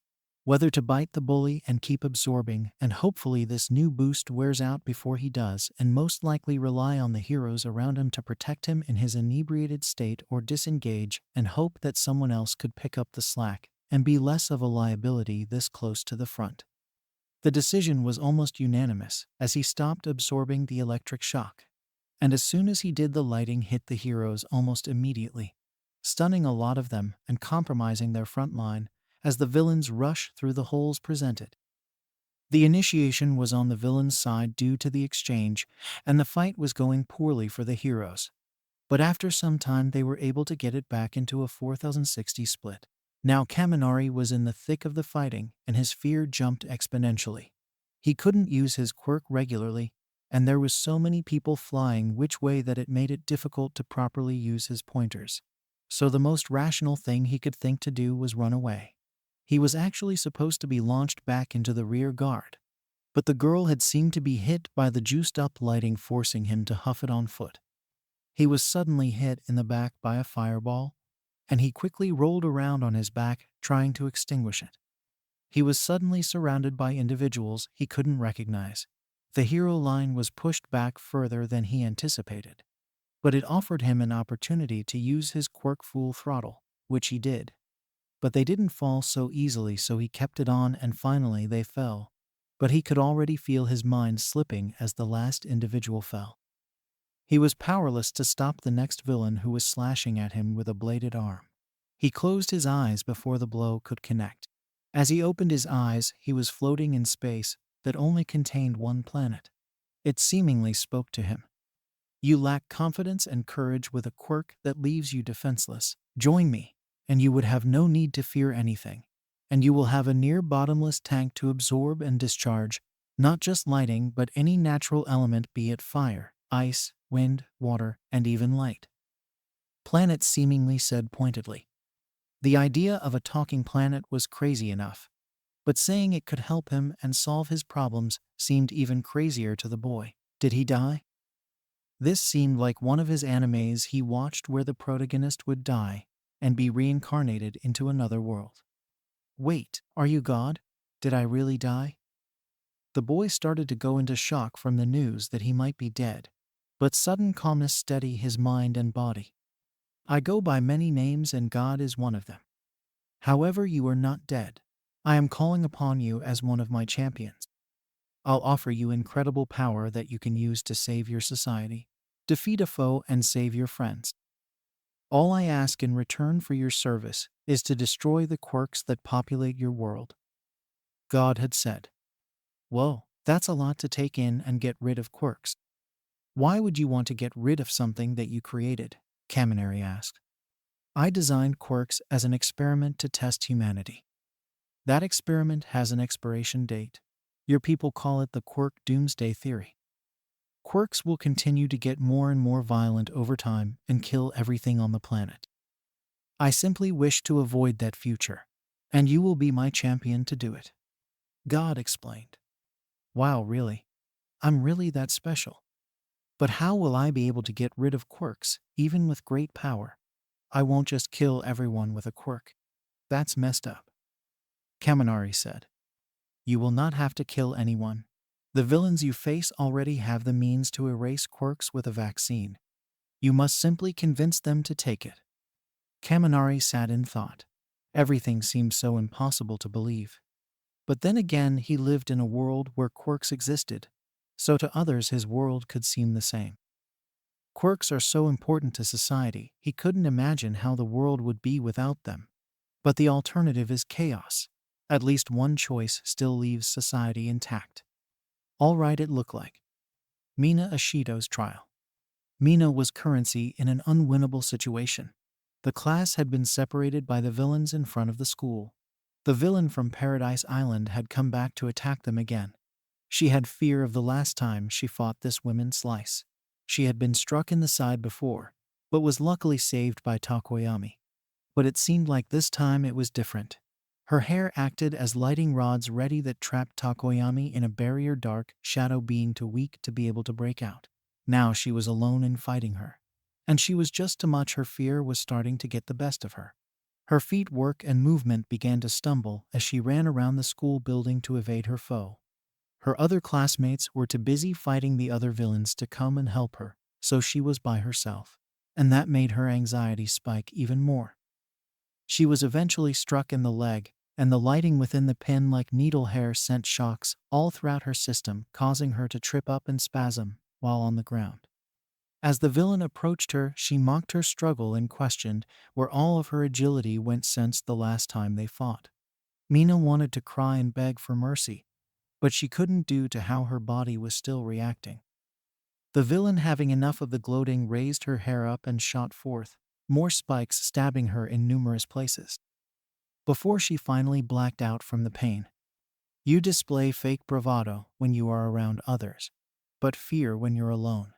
You will not always have an audience to be behind you or someone with you. How can be a hero like that? Mina opened her eyes only to see a void of nothingness. She then saw a giant humanoid being and instantly began to back up from the figure and shot acid at the figure. But once seeing the being was completely unharmed, she simply watched as the creature walked towards her and stopped some feet away. You have the potential to be able to be a true hero, but you require others to be around for you to accomplish it.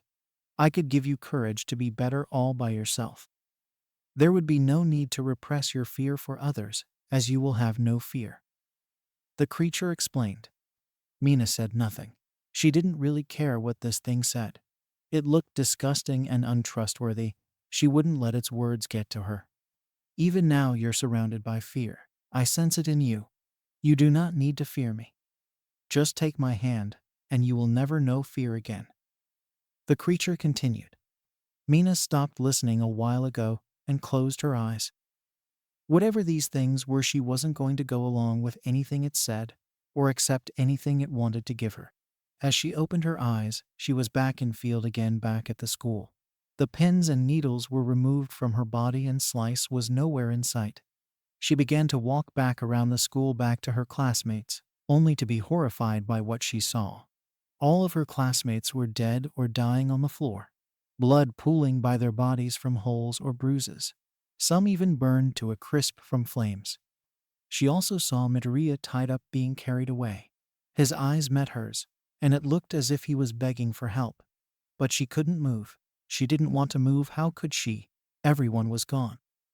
What could she do by herself? She watched as they carried him away, and as they left through the portal, all she could do was cry. Ijiro Kirishima's trial.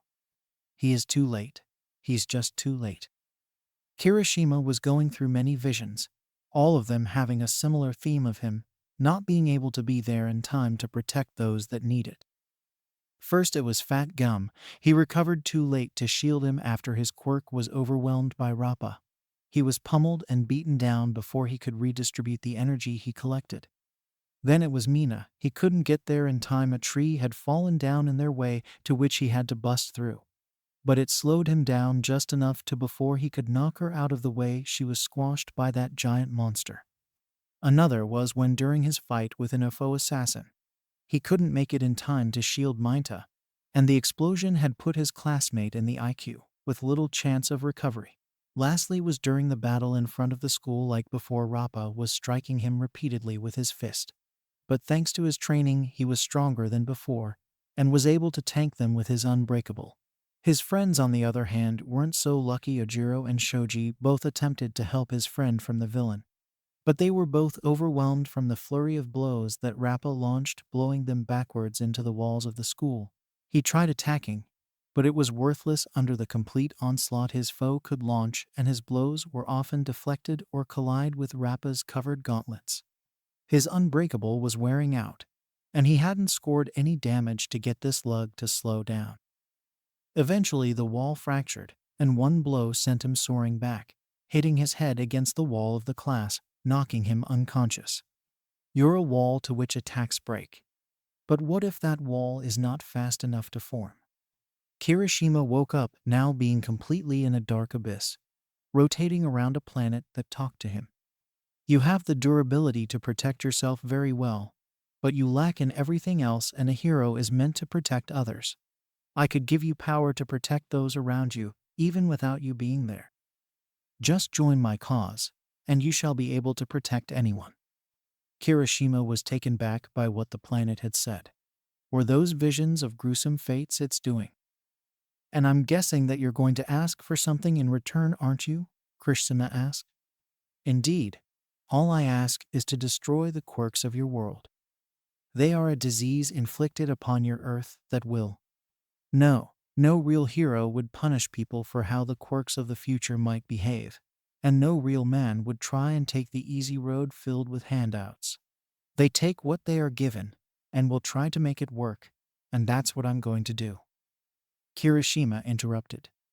The abyss immediately vanished, and what came in its place was another vision, this time involving multiple pedestrians in trouble.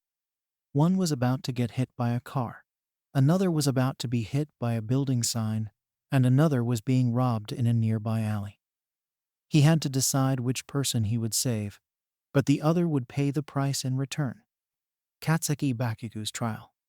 Camera flashes, clapping, whooping, and praise all came from the crowd in the stands as the new #1 hero marched onto the stage, his explosive outfit being a statement of not only his personality, but his explosive quirk as well. Bakugo had started to walk onto the stage as the announcer listed off his accomplishments in glory. The greatest of generations, the hero that never loses, the new All Might, and finally the ender of One for All, Dynamite. He was alone on the stage and finally got to the microphone and was about to give his statements to the audience when suddenly the lights all went out and turned on with a dark amber mood.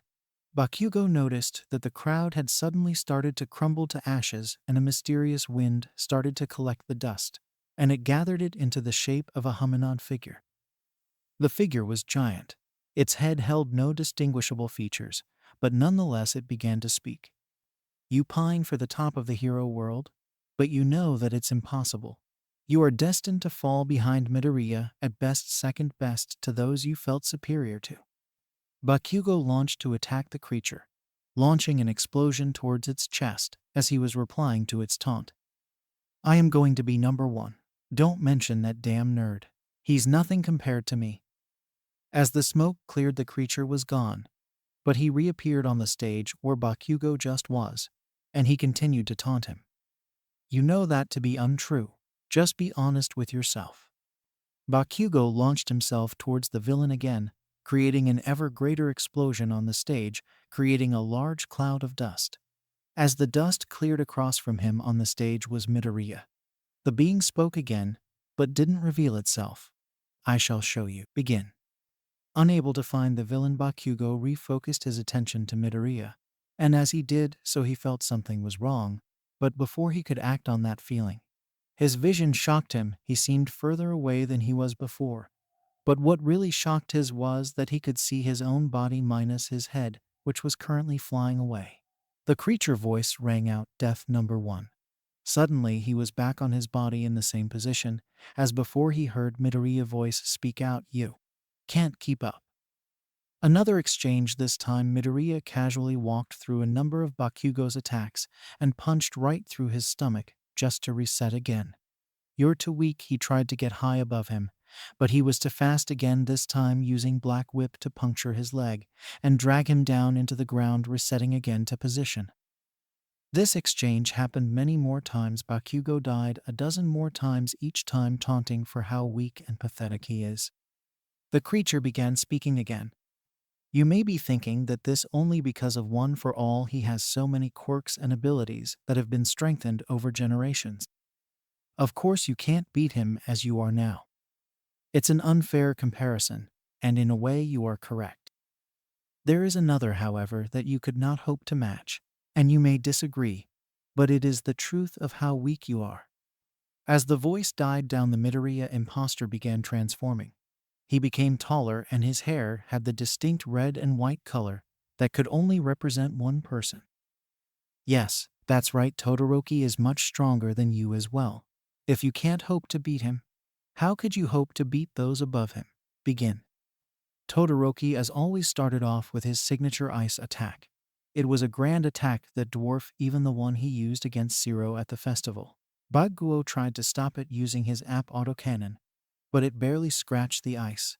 The attack landed, completely stabbing on the edges. As they arrived, he reset again, launching himself at Todoroki using his condensed explosion to get into the boy's face. But the boy was able to react, and he was frozen in ice and his body shattered as the scene reset.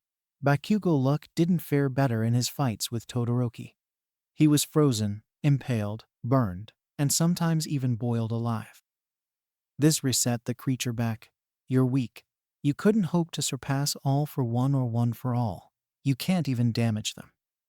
A memory flashed into his mind of Shigaraki ignoring him and telling him he's not interested in him anymore, and Midoriya completely overwhelming his howitzer impact.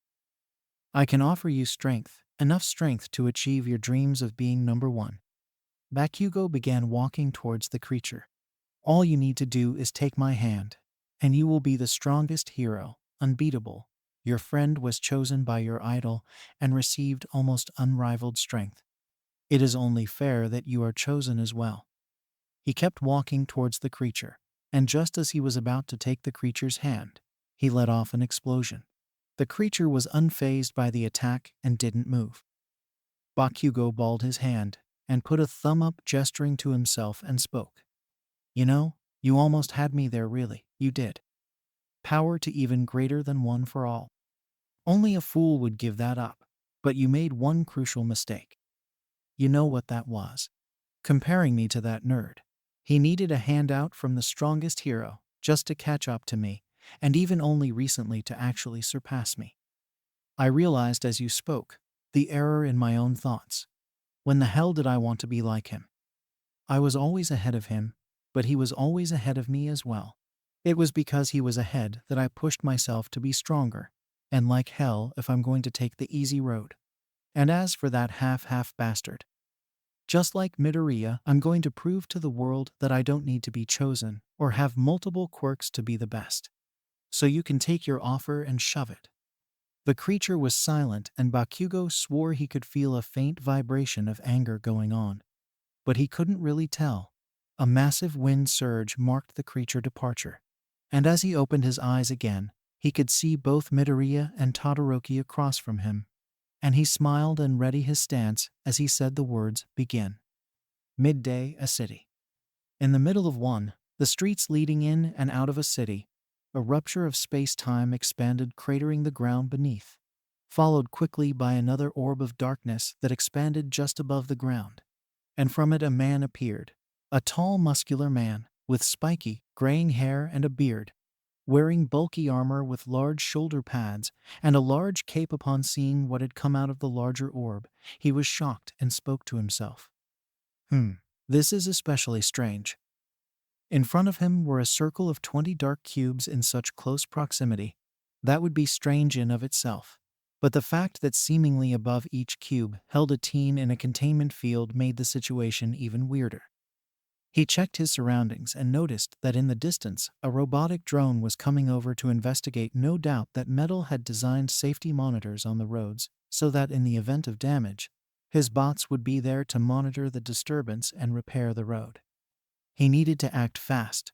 Bafoy was no doubt the inquisitive type and questioned the association on what's happening, and given his power and influence, he could easily strong-arm them into sharing the information, which should make his job a lot harder.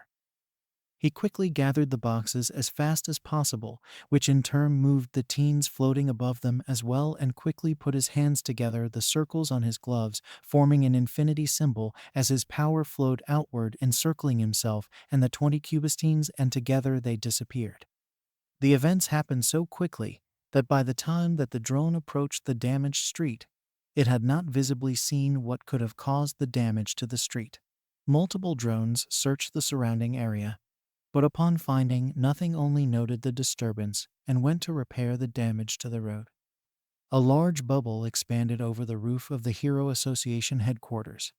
The armored man carefully placed the cubes back down on top of the roof, each cube denting and sinking into the metal slightly, but luckily stopping before completely falling through. As he finished placing each individual cube down, he began to step away from the cubes, setting a distance of around 30 ft before suddenly creating a portal with one of his hands and reaching into it, grabbing someone and hosting him through and closing it back. The man that he brought through the portal was a fat man in a black business suit with gray hair and a round nose.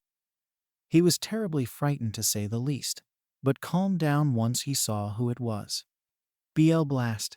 God, don't frighten me like that. You have a phone for a reason, you know. The fat man said. Oh, sorry Sitch about that. And have you guys done some redecorating? A city kinda. Different from when I last saw it. The man known as Blast said nonchalantly. A terrible alien assault had stricken the city and destroyed everything in their first attack. Luckily, we were having an S-class meeting at the point in time of the attack, so we were able to counterattack immediately. Tatsumaki was instrumental in destroying the alien ship, while the rest held off the ship's invasion force. Metal Knight took up the reconstruction effort, being able to build all this in just 10 days. We decided that to more efficiently send out heroes to monster reports, to make a city into a fortress world with roads leading to all major cities. The man replied. The mention of Tatsumaki brought a smile to Blast's face. She really did come into her own and embraced her power. But other matters were more important at the moment. The reason I brought you up here was because of that, he said, gesturing to the 20 cubes and teens that they contained. I haven't run into anything like this before, and I don't know how long they've been in there. Given that they are teens, they are probably impressionable as well, and will most likely fall for that being persuasions. Think I should release them anyways? Blast asked. Sitch sat and thought him. If these people can cause as much damage as others infected by that being's power, then it would be a big problem if they all went wild at once. Blast may be fine, but himself, well, he didn't want to find out. On another note, if these kids' parents file missing kids reports, they would have to continually assign heroes to dead-end jobs similar to the Manage investigation story. And with a predicted rise in monster activity, recently that would be no good. But perhaps they could use this to their advantage, if Blast's assumption is correct. Maybe we could use these children as heroes, and that being power could be used for good. Blast, in your time dealing with people who have accepted the being's offer, has anyone ever shown signs of being friendly? Sitch asked. No. Blast's response was immediate, his voice hardening, almost threatening. Drat. Well, let's just try and take them out one at a time for safety. There is no guarantee that they accepted this being's deal, unless they had something to gain from it.